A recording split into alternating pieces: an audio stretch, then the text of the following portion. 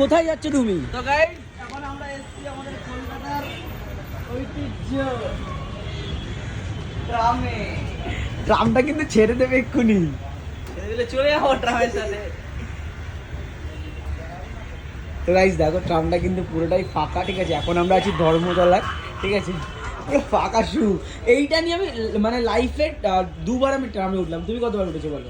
আমি এই প্রথমবার। তুমি ফার্স্ট টাইম উঠলে? ট্রাম ভালোই, বাট এই পাখাগুলো কি করছে, এরকম থাকে? আমি তো আবার অনেক ছোট ছিলাম যখন প্রথমবার চড়েছিলাম। এই সিটগুলো ভেলভেটের তৈরি, পোল লেগে যাচ্ছে আমার একেবারে।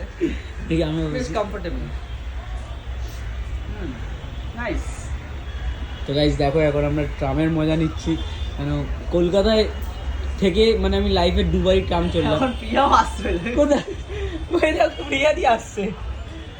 কোথায়? ওই দেখো এই ট্রামটা কিন্তু চলতে শুরু হয়ে যাবে না? চিল্লামিল্লি করতে হবে।